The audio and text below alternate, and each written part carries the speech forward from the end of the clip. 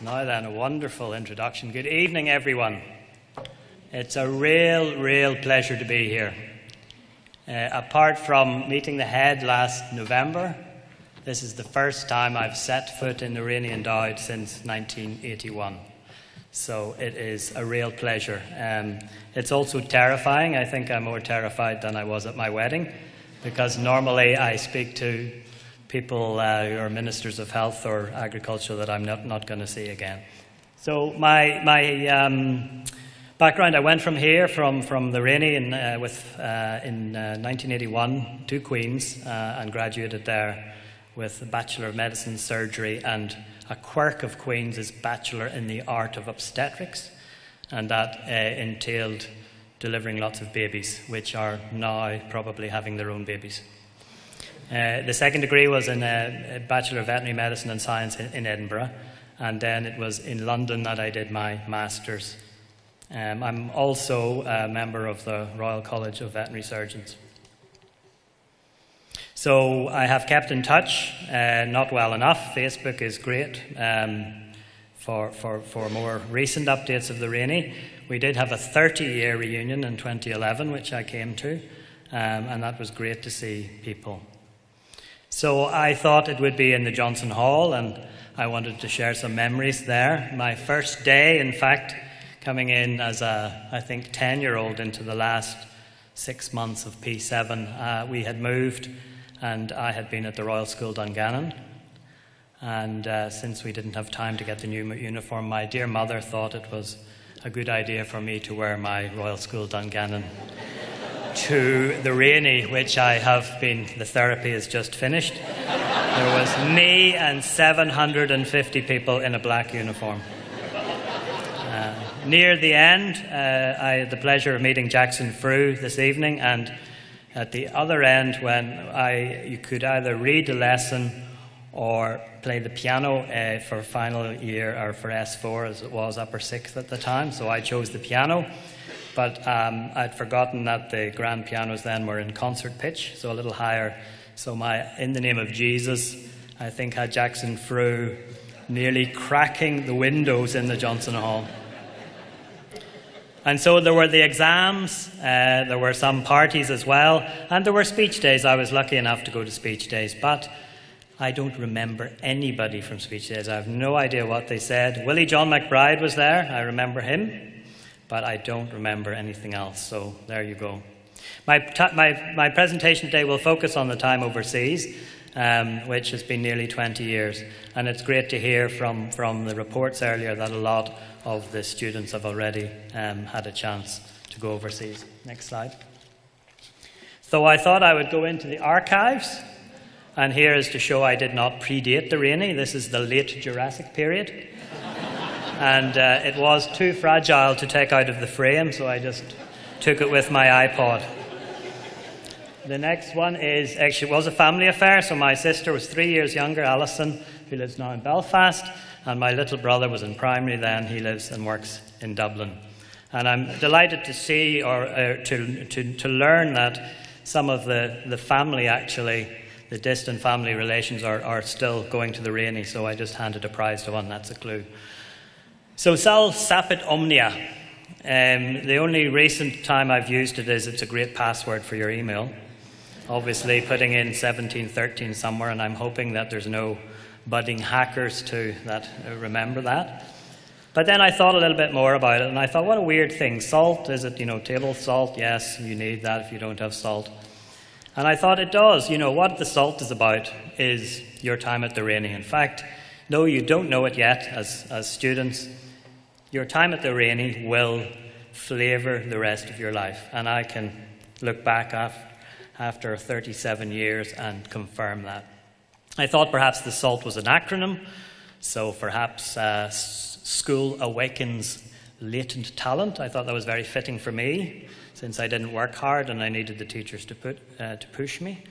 Or it could be also School is Awful, Long and Tedious, which my second daughter would definitely propose. But one very important thing at the Rainey, and it's still the case, is the religious tolerance that we learn really from young people, and that is without feel a wonderful experience. Next, please.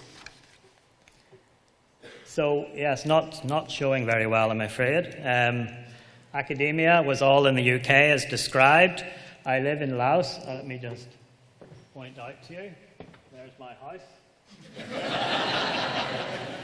And I've worked in Beijing, in the Philippines, Indonesia, South Africa, Sierra Leone, Liberia, and Cameroon.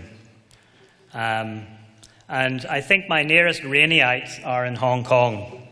Definitely Mark McFarland and perhaps David Donnelly are still based there, but we haven't got around to having a Far East alumni meeting. 5 of us went to medicine, and the outcome were 2 GPs, 1 engineer, 1 vet, me, and 1 professional singer. So there was a lot of change. And for all of you who go to Belfast, I remember we arrived from the country. Don't be intimidated by those Belfast schools like Inst or Methody or Campbell. Like, who would call a school after tinned soup? So be proud, Rainey'ites. Next, please. Oh, a little dark. And my children are here. This was dragging the children around. This is the Royal Dick Veterinary College. And of course, William Dick, when he was at school, must have faced many a ribbing for his name. But he was a fine vet who set up the school. So that was another 5 years I committed to. But I was very tactical in what I went to. In final year equine medicine, the professor, Irish Professor Dixon, called the roll call, said, "Gilbert?" And I said, "Yes, sir." He said, "Gilbert, step forward so I can see what you look like." I was very devastated, however, not to win getting a veterinary degree with the least attendance, because Princess Anne had the audacity to turn up at graduation and be given a degree without a single day's work. During a veterinary, I worked in hospital, both in Edinburgh and often back at home. I would sometimes leave Edinburgh on a Friday afternoon, jump on the ferry, work in Larne Hospital, and then head back early on Monday. But Edinburgh brought Rainey'ites. When I was finding an apartment, the Scottish guy said, "Oh, you'll know somebody else who's in the flat," and it was no other than Ivor Stevenson, who had finished Rainey a couple of years after me, so I ended up sharing with someone from the Rainey. And then, because I had gone back to study, a lot of my sister's peers were sort of in the upper veterinary year. My interest in zoonoses, in animal diseases that go to people, was very much created at that time. I came back and worked in Ireland in Newtonards, but following breaking my wrist courtesy of a Frisian cow, I did go back to work in medicine and the Ulster in Belfast. And I did occasionally see veterinary clients that would come in as patients, and you can imagine their shock.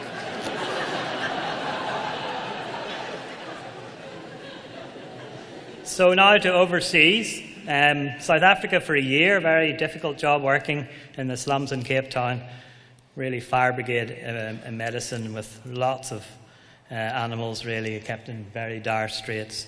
And then on to work with the Liverpool School of Tropical Medicine based in Cameroon. And again, the Rainey steps in. Mark Brunsford, who left the Rainey about 83, had gone to study veterinary in Bristol, was actually my predecessor when I went to work in Cameroon, and then he came to do his PhD. So we had a little Rainey gathering in Central Africa for a while. I have to thank rooms 12 to 15 for the French. Cameroon is the only country where I've had to work exclusively in another language, and French.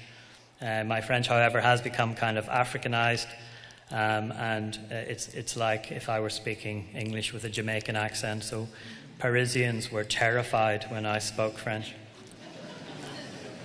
My first time really having a team of about 30 people, and French speakers will know the boss is le patron, and patron is also from the Latin father, and I realized I was the father figure of all of these people. Cameroon also has, looking at Northern Ireland and its politics, Cameroon has also got language issues. It's got mainly French and a small English part. So how the government, which is mostly French, has dealt with the Anglophone part is just by switching off the internet to both English-speaking provinces. So, I moved to the London School of Hygiene and Tropical Medicine. It took me 6 months to get the email address right because I couldn't remember where the H went. And this was very life-changing. These little people that you see at the front are my daughters. Again, being dragged around to show them where Mummy and Daddy went to school. Mummy and Daddy's school, they weren't very happy. They were disappointed because there was no playground or swimming pool. And so, again, the Rainey came back. Surprisingly, of course, there were lots of statistics and stuff, but when I did a little module on disease modelling, I was back doing differentiation and integration, would you believe? So basically predicting disease using the maths learned on the rooms between rooms 1 and 4. My wife was the other big event, so I met this lovely Vietnamese lady. I asked her whether she was from North or South Vietnam. She said Vietnam is one country. I said, oops, my history is a bit out. So she is Buddhist, and when she came to Northern Ireland, she thought, well, I'll avoid the usual questions, but I said, no, they'll want to know whether you're a Protestant Buddhist or a Catholic Buddhist.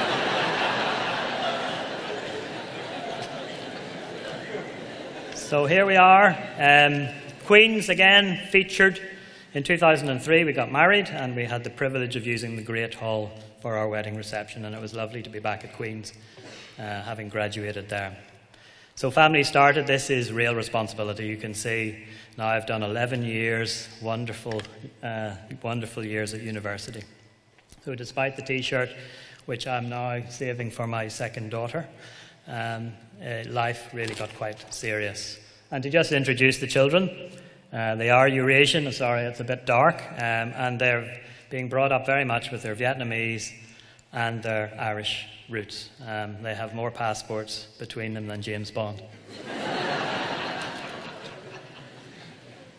And then the Irish side, Granny, we need an Irish costume. I was like, what? Granny did the needful and got them some Irish dancing. Daddy tried to demonstrate Irish dancing, but that was not appreciated. And the kids love coming here. They really love coming here. And in a way, they've been shielded from the politics. They got their Irish passports first because the Irish embassies are much friendlier in the Far East. Unless you are PricewaterhouseCoopers, the British embassy is generally not so interested. And so at school, of course, the Irish flag is flown alongside the Vietnamese one. So Sarah was very intrigued when we came over last July why our flag is on top of that bonfire. I said, we will have to talk later about that. Next slide.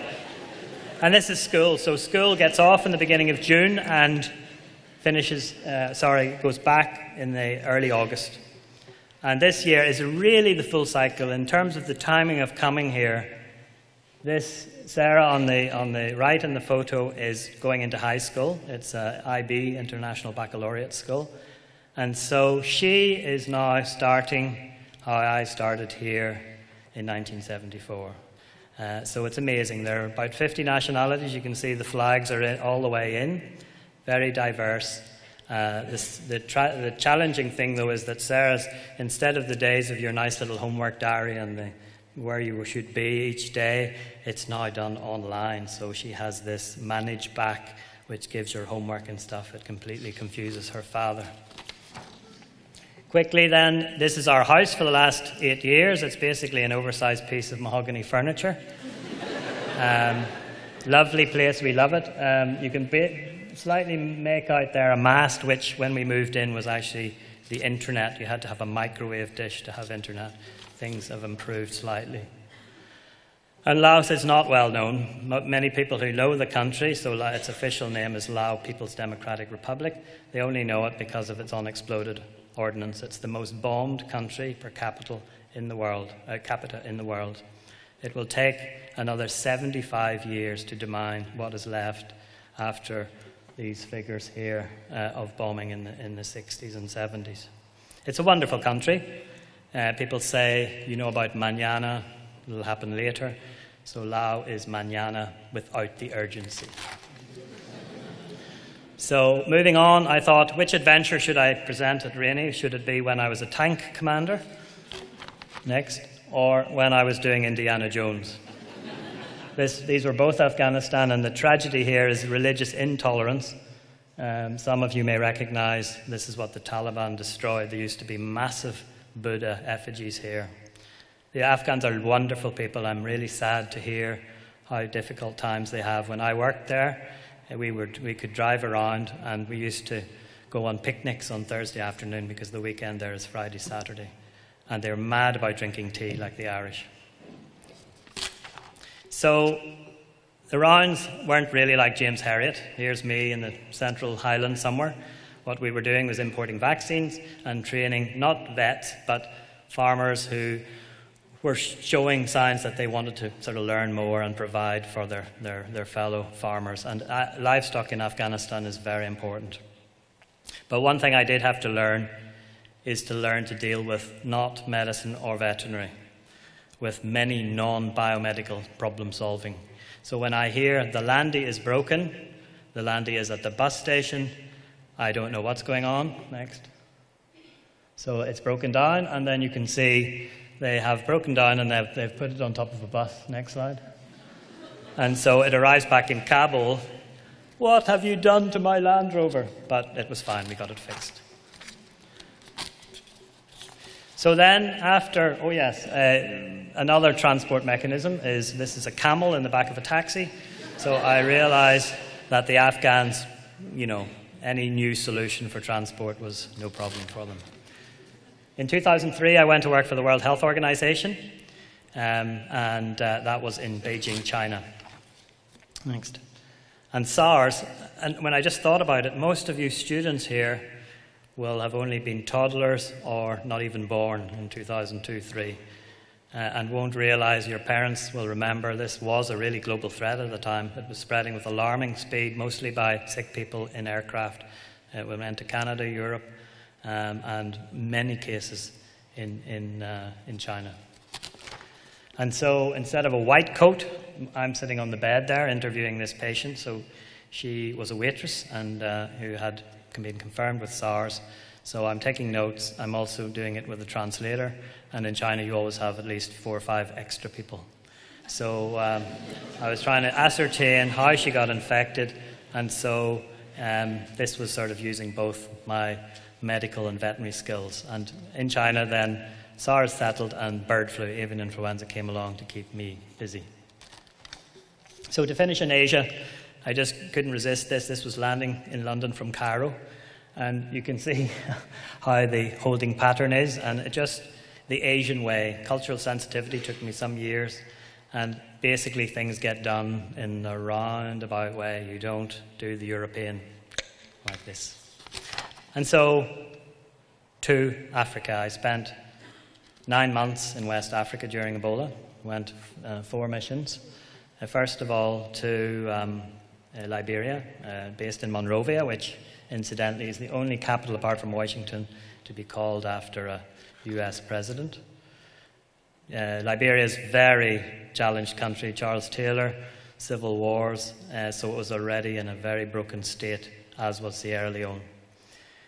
On the right, this was a problem-solving thing, which was that all my important information about the patients, this Ugandan head of the Ebola treatment unit was burning all the forms because he said they were all infected and they would spread infection. I said, no, the forms, I've got all the patients' information and I needed that to find out how they got infected and if they infected someone else. After that, I moved to Sierra Leone in February. Much more military-led, actually. The UK Army played a big part there. We were based, when I was looking after the Freetown and the surrounding area, we were based at the British Council, an old, quaint building that probably was more used to theatre and exhibitions in colonial times, but it served very nice as a base. I led the team, and we had some Royal Irish, actually, as well as Air Force, many competent Sierra Leoneans. And so this emergency centre, basically, there was a hotline, we filtered the calls, we sent ambulances out, We sent people to the field hospitals. Those who did not make it were buried safely because there was a big issue about spread of infection from people who had died and in the way that they washed the bodies. So we were doing a lot of data crunching, figures that would go to Geneva, the headquarters, and ultimately to you from the BBC. You can see I've got a bit of a petrolhead tendency. This is my wheels in Freetown. This is a Hummer, which is a terrible car. The only reason it could go places was that the driver, who was an ex-army, believed it was four-wheel drive. And Sierra Leone is nearly unique in the fact of its religious tolerance. My driver described himself as a Christmas, which is basically a Christian Muslim. So I think he liked the Muslim part because of the multiple wives. But when I got in the car on a Sunday morning, we had gospel music at high, full volume the whole way to the office. So on the way, this was patrolling my patch. You can see, I hope, just the housing here, the slum area. This was where we fought the last battles of Ebola in these slum areas.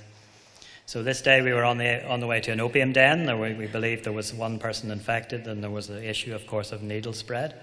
And so I remember going into this opium den in the dark, seeing somebody who I said, this guy's got Ebola, we need to get him into hospital, and then talking to other people. And then as I turned round to stride out of the opium den, I fell over a 120-kilo pig which was sleeping on the floor in the dark.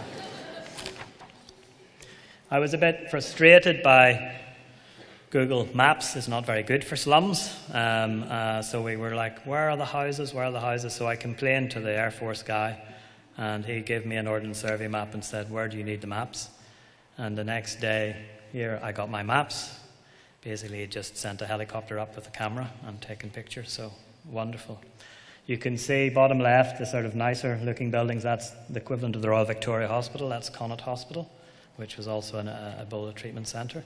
But you can see the slum area completely built in the wrong place. Flooding, the layout, terrible, but this is where the infection was being spread.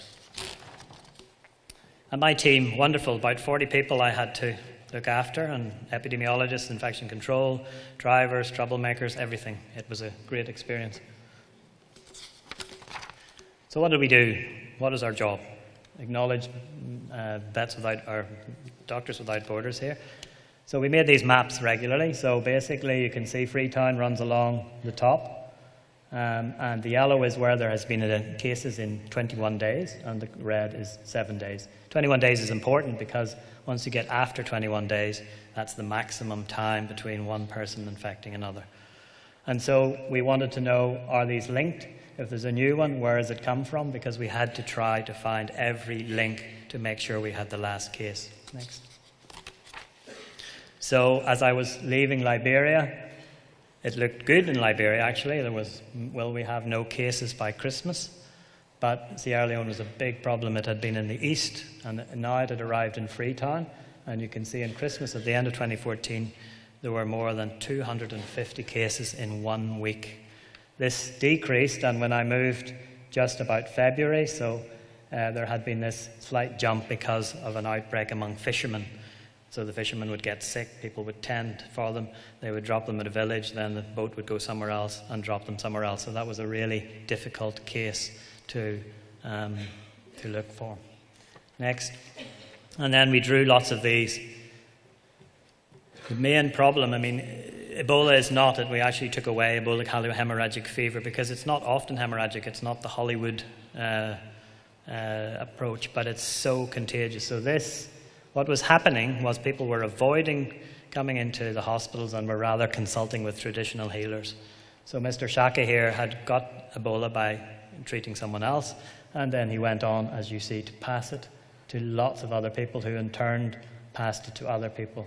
So there was a massive outbreak from this one person, and many people in blue did not survive. So this was a real challenge to find every person who'd been in contact and then isolate them. Next.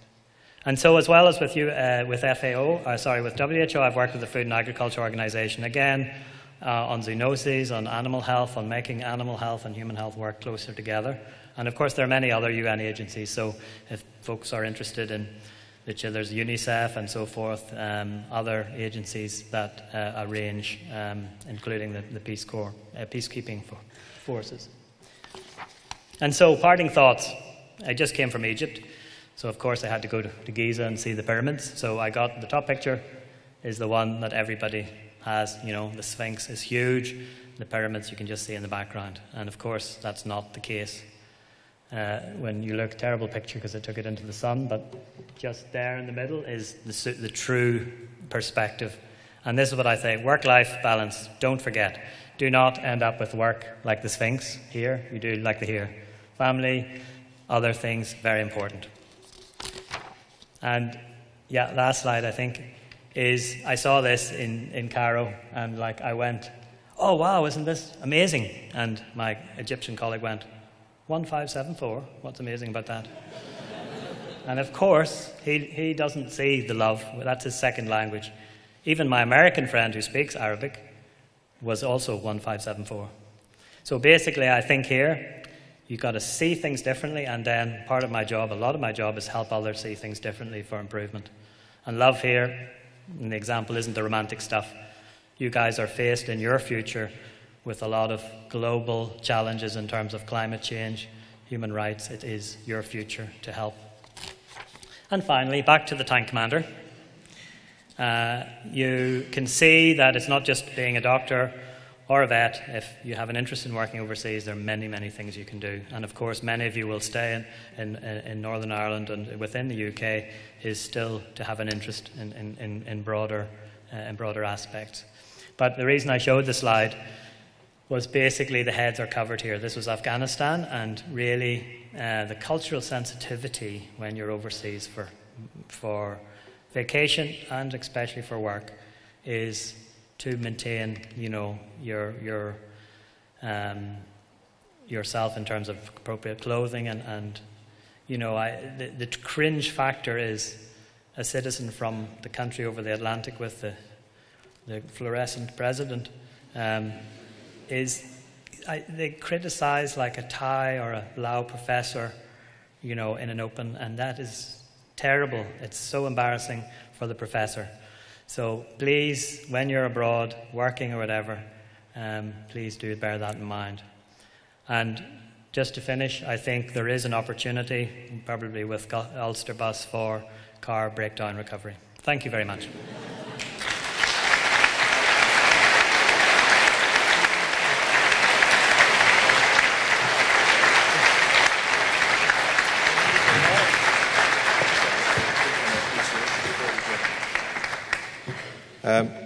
Can I just ask Cara and Ryan to just show a little token of appreciation for Jeff?